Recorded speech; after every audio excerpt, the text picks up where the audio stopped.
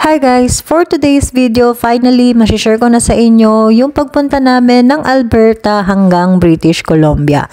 So, nagbakasyon pala kami nung Holy Week and bago yon pumunta muna kami sa Lloydminster sa aming mga pamilya dahil nandun si nanay and yung aming mga family friends na kasama din namin pagpunta ng Alberta hanggang British Columbia. And bago yon nag-stop over nga pala kami dito sa isang Filipino restaurant sa Lloydminster and kumain lang muna kami dahil sobrang aga naming umalis dito sa Melfort and sobrang sarap na mga pagkain dito. Ilalagay ko na lang sa description kung ano itong restaurant na ito. So, nagpunta muna kami sa Lloydminster dahil syempre medyo mahaba-haba yung magiging biyahe namin papuntang Alberta and dadaan muna kami sa Banff and then pupunta kami sa Lake Louise and all. Alam nyo, sobrang saya talaga ng anak ko kapag nandito sa Lloydminster kasi marami siyang kalaro. Nandito yung mga pinsan niya, mga kuya and ate niya na si Ate Raya. And syempre, marami din talagang makakalaro dito sa Lloydminster dahil nandito din yung aking mga in-laws like si nanay and yung aking sister-in-law, yung aking brother-in-law is nandito din. Kaya, super happy talaga si Nero kapag ka nandito sa Lloydminster. And God's willing, kapag ka nagkaroon ng opportunity is makalipat din kami dito sa Lloydminster. But for now, ayan, babiyahin na kami papuntang Alberta. And sobrang aga naming umalis, like 2 a.m. dahil medyo mahaba-haba nga yung biyahe namin for about 8 hours, ganyan. So, kasama na dun yung mga stopover. And hindi ko mapigilang i-share sa inyo yung daan, yung mga dinadaanan namin. Dahil sobrang ganda, lalo na yung Rocky Mountains, kapag nakita nyo talaga sila in person, parang nakakamangha, parang nakakakita ka lang ng painting, ganun. Kasi dati nakita ko lang to sa Facebook, sa TikTok, ganyan. So, iba pala talaga yung feeling kapag nakita mo na siya ng personal. Kaya, kung mapapansin nyo, sobrang dami kong kuha ng Rocky Mountains, sobrang daming video, ganyan. Pero might as well ilagay na din dito kasi first time namin tong mapuntahan as a family dahil hinantay talaga kami ni Daddy na makarating dito sa Canada bago niya puntahan itong Rocky Mountains na ito. And, diba, sobrang ganda, parang nagre-reflect lang yung araw sa mountain na, alam mo yun, parang ang ganda-ganda niya. Sobrang refreshing sa mata and sobrang overwhelming at the same time kasi parang ang laki-laki niya, diba? So, tawagin nyo na akong OA pero ganun talaga yung feeling. So, maiba tayo, ayan. Pumunta talaga kami dito sa Banff kasi nga, syempre, nandito na din naman, madadaanan din naman namin. Kaya, napagdesisyonan na namin na bumaba dito dahil syempre, ito yung famous dito sa Alberta. Hindi pwedeng hindi ka mapapadaan dyan. And first time namin dito kaya, sinulit na din namin yung pagpunta dyan. And sobrang ganda ng lugar, alam niyo yun, parang dati, nakikita mo lang to sa mga picture, sa Facebook, sa social media, and ngayon, napuntahan na namin. And sobrang ganda talaga. And, nagpa-picture lang kami dyan. And then, after nyan, naghanap na kami ng makakainan sa town. Medyo matagal din kami nag-intay sa makakainan namin, which is a Vietnamese restaurant sa Banff. And, dahil medyo maaga din kami nakarating dito, dahil nga, 2 a.m. pa lang is umalis na kami sa Lloydminster. Kaya yung mga bukas ng mga restaurant dito is like 11 to 11:30 a.m. pa, ganun. Kaya naghintay kami for about 1 hour. So marami kaming kuha dito na picture. Thank you kay Ate Amanda and sa Pamilya Bolos dahil meron silang dalang camera and sobrang ganda. And ang ganda din ng mga kuha namin. Nagkaroon kami ng family picture dito na kuha. And ayun. Habang nagiintay kami na magbukas, yung kakainan namin na restaurant, nag-ikot-ikot lang muna kami dito sa town and bumili ng mga souvenir like magnets and yung laruan ni Nero na airplane na talagang ayaw niyang tantanan. Alam nyo dito, kailangan meron talaga kayong pera. Hindi ka pwede basta-basta pumunta dito ng walang dalang pera, guys, kasi talagang mamumulubi kapag ka ang bata ay nagturo, ganun. Pero kidding aside, syempre, kung magta-travel ka, kailangan maging ready ka and maging ready din yung iyong bulsa. Kasi nga, syempre, mahal mag-travel dito sa Canada. Same dyan naman sa Philippines, right? kapag ka nagta-travel tayo, di ba, kailangan natin pinag-iipunan. So, same lang yun dito sa Canada. Medyo mas mahal dito kasi nga, syempre, dollars. And, ayun, pagka nasa mga tourist spot ka, iba talaga ang presyo. Get one. Mahalakak pa yan eh. Mami. O si Mami. Okay. Ano na namin party? Si Mami to. Si ate ang Mami. Si Tita Susan. Mom go.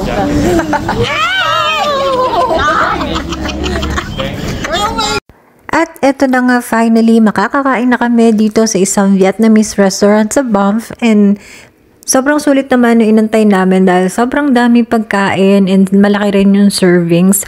Pero, ang in-order ko dito is yung pho na Vietnamese noodles. And hindi lang ako masyadong nasatisfy sa kanilang pho dahil sobrang daming coriander. Alam yun, yung dahon na green, ganyan. Alam mo yun, hindi ko alam kung ano yung lasa niya, pero ayun, all in all, masarap naman yung soup, pero yun lang, maraming coriander. And ayan, as a feeling, turista talaga ang ate girl nyo. Talaga may pa-shades talaga. Hindi pwedeng walang shades dito, girl, kasi sasakit ang mata mo. And sobrang taas ng araw dito. Na-realize ko na yun kasi dati si Stan, sabi ko din, wow, may pa-shades pa ang artista mo, ganyan. Niloloko-loko ko siya. Pero nung nakarating ako dito sa Canada, iba talaga yung tirik ng araw, ang sakit sa mata. Kaya, lagi kang magsuot ng shades kung nandito ka sa Canada or nagbabalak kang pumunta ng Canada.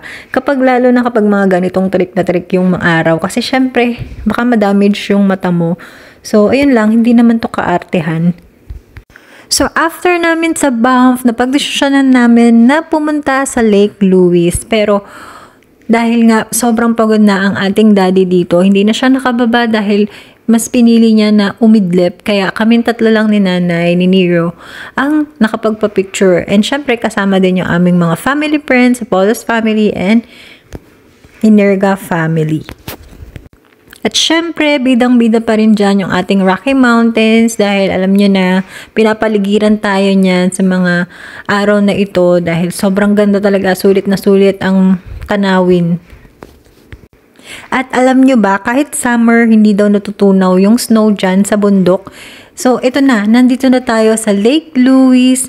And yung inaapakan namin na yan is tubig talaga yan originally kapag ka summer. And ayan, inarte-inarte ang ate girl nyo dyan. And meron tayong videographer, care of Ate Susan Inerka. Ayan, alam nyo na kung sino ang ating videographer. Talagang inarte na inarte yung ate mo. At talagang feeling na feeling niya maging artista for that day. Charing. And sobrang ganda talaga ng Lake Louise. Ayan o. Kapag ka summer daw, kulay green yung tubig na yan. Parang teal, green, bluish, something like that. And ayan, after namin sa Lake Louise, pumunta na kami sa British Columbia kung saan kami tutuloy ng 2 nights and 3 days. Dahil pupunta rin kasi kami ng Radium Hot Spring.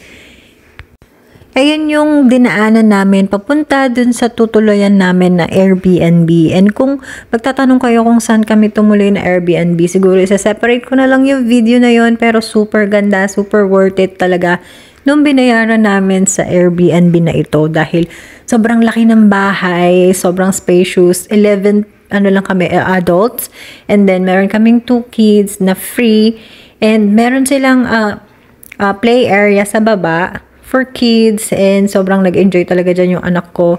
And yung kitchen nila is kompleto, panluto, ganyan, may dishwasher and all, lahat ng utensils actually, kahit hindi ka na nga magdala ng kutsara at hindi door plato, ganyan, meron na sila dito, kahit mga mugs, ganyan, as in, pati towels, beddings and all, kompletong-kompleto na dito. So, nadalin mo na lang syempre yung lulutuin mo na pagkain. So, kami, as a Girl Scout, pinalaki ng Pilipinas, charing, may mga baon talaga na pagkain. And kate. Is that cocktail? Yata natin si tate, no? Medyo natin, ang longganisa. Yan ang bacon. Opo, mas gusto niya yung malutong-lutong.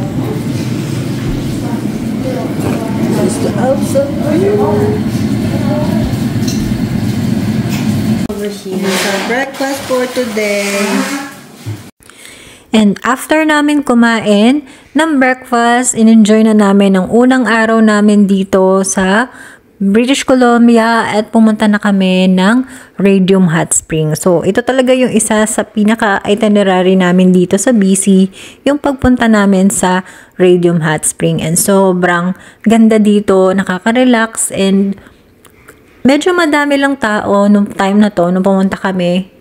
Pero, swerte na din namin kasi opening kami pumunta, so medyo fresh pa yung tubig, and alam mo yun, hindi pa masyadong crowded, pero habang tumatagal, lalong dumadami yung tao.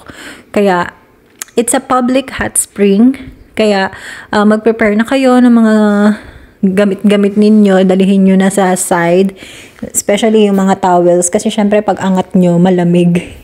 Ayan nga pala yung rates ng kanilang mga hot spring, from children to adults to senior citizen. So, i-ano nyo na lang, i-screenshot nyo na lang. And, ayan, tapos na kaming maligo. Siguro, nakaligo kami dyan for about 2 hours. And then, nagbiyahe lang din kami pauwi dahil kakain naman kami ng lunch. So, hindi na kami kumain sa labas kasi nga, mas may baon naman kaming mga pagkain. Kaya, bumalik na lang kami sa aming cottage and sa aming Airbnb, para makakain ng lunch and makapagpahinga saglit. Ito yung Airbnb na tinutulayan namin dito sa BC, and sobrang ganda talaga nito. Some other time or sa isang video, i-share ko sa inyo itong video na to. And then after namin magpahinga, pumunta kami sa may panorama para mag-sightseeing, and then pumunta kami sa downtown. And then, bumili kami ng ice cream. And alam nyo ba, itong ice cream na to, sobrang sarap and pinipilahan talaga siya. Kaya, syempre, nakaipila na din kami. And, kada scoop, talagang lasap na lasap mo ang mga flavors. Tsari, kidding aside, syempre, masarap talaga. And, worth it yung binayaran mo. Kaya, alam nyo na, pagka pumunta kayo dito sa BC, puntahan nyo na din tong Stolen Church Cappuccino's ice cream. Ano da? So, after namin mag-ice cream, nag-walking lang kami. And then, pumunta kami dito para mag-picture lang, ganyan and all. And then, after nyan, umuwi na din kami sa aming Airbnb. And, ayan, so makikita nyo, may dala-dala pala ang Inirga at Bolos family na mini karaoke. Kaya, nung gabi is nag-karaoke lang din kami. And ina-enjoy ang night habang hindi pa umuwi sa kanya-kanyang bahay. And super na-enjoy namin yung araw na yan sa BC, and super worth it yung mga nagastos din namin dyan. And after nyan, syempre, hindi pwedeng hindi maglalaba dahil babalik pa kami ng Lloydminster, kaya yung mga dala naming damit is kailangan talagang labahan. And ang ate girl nyo, ayan, pa-cute-cute lang dyan. And ayan na naman yung aming Airbnb. Nag-e-empake na kami dito. Dahil pupunta muna pala kami ng Alberta after this one. Kasi pupunta kami dun sa mall na sikat sa Calgary, yung Cross Iron Mills. Madami daw doon na mga outlet na pwede mong bilhan, like mga branded outlet. And tamang-tama din naman kasi bibili din ako ng sapatos ko pang work. Kaya super okay din yung pagpunta namin doon, and especially dadaanan din namin yung Jollibee doon sa Cross Iron Mills, and sobrang sulit na din yung pagpunta namin doon kasi nga nandun na yung Jollibee, nandun na din yung outlet kung saan ako bibili ng sapatos, ganyan. And syempre, laking tulong din itong cart na to habang nasa Cross Iron Mills kami kasi nga nalibang si Nero dyan, and parang meron siyang iPad thing dun sa cart. Kaya, nagpipindot lang din siya dyan. So, ito na yung Jollibee. Alam niyo ba, sobrang haba ng pila dyan. Pero, syempre, hindi muna kami dyan kumain. Nag-lunch kami sa iba, which is itong Koryo, yung kinainan ko. So, sa parang food court lang siya na maraming kainan. And after nun, nagbili lang kami ng ice cream for Nero para naman, alam mo yun, malibang siya habang nakasakay siya sa cart, habang namimili yung kanyang mga magulang. So, naghiwalay pala kami ni Daddy dyan dahil nga naghahanap ako ng sapatos ko pang work. And Siyempre, namili din tayo dahil sales sa Urban Planet. Alam nyo na, dahil nandito lang tayo, minsan na lang tayo nandito. And nagulat ako dahil namimili din pala yung magtatay nandito sa Toys R Us. Kaya super dami talagang ganap and super daming ding gastos ng mga panahon na to. Pero syempre, minsan lang din naman yan and sayang din naman yung pinagpaguran mo, diba? Kung hindi mo din naman ma-enjoy.